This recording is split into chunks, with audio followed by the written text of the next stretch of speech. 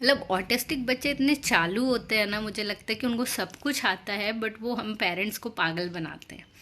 अभी मेरे साथ क्या हो रहा है कि मैं अवयुक्त को ना, उसने जैसे उसको सब कुछ आता है, मैं अगर बात करूँ कि एकेडमिक्स की, तो जो एक सीनियर केजी के बच्चे को आना चाहिए, बॉडी पार्ट हो गया, कलर, शेप्स, नंबर्स और वेजिटेबल, फ्रूट्स, तो अभी उसने एक नया बिहेवियर डेवलप करा है।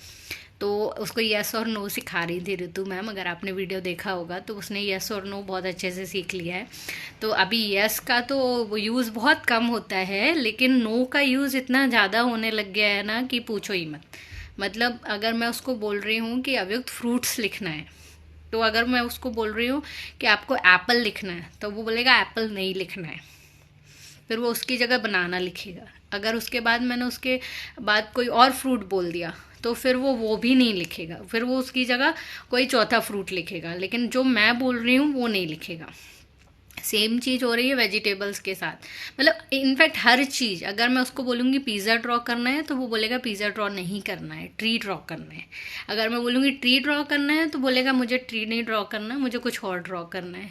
तो ये ना डिनायल जो चीज़ है, मुझे समझ में नहीं आ रहा है कि इसको कैसे हैंडल करा जाए।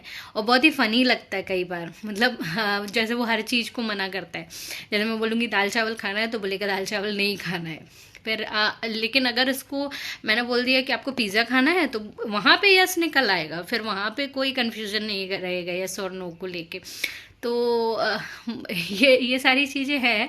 मुझे बहुत मज़ा भी आ रहा है इन चीज़ों को एंजॉय करने में, बिकॉज एक टाइम ऐसा था जब मैं ये सुनने को तरस जाती थी कि मेरा बच्चा माँ कब बोलेगा, और अभी वो जिस तरीके से मुझसे बहस करता है काइंड ऑफ, तो वो बहुत ही अच्छा भी लगता है। मतलब मैं हैंडल कर रही हूँ, फिर इस सिचुएशन में मैं उसको ये ऑप्शन देती हूँ कि चलो ठीक है ये कर लो, फिर उसके बाद ये करना पड़ेगा, तब फिर वो मान जाता है। तो इस तरीके से हम लोग हैंडल कर रहे हैं, बट नए नए बिहेवियर्स आते रहते हैं।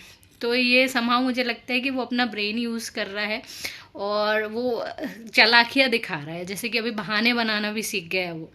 तो बहाने कैसे बनाएगा, जैसे ही मैं उसको पढ़ाने बैठूंगी तो मम्मा सुसु आई है, मम्मा पॉटी आई है, इस तरीके से बहाने बनाएगा। वो बाथरूम तक जाएगा, पैंट डाउन करेगा और उसके बाद पैंट अप करके भाग जाएगा। तो ये सारी चीज़ें हो रही है। हाइपर एक्टिविटी बहुत ज़्यादा बढ़ रही है, बट जैसे आप देखते हो कि मैं कराटे क्लास भी ले जाती हूँ, स्विमिंग भी ले जाती हूँ, सब कुछ करती हूँ, तो होपफुली वो थोड़े दिनों में और सेटल हो जाएगा, बिकॉज वेदर भी चेंज हो रहा है।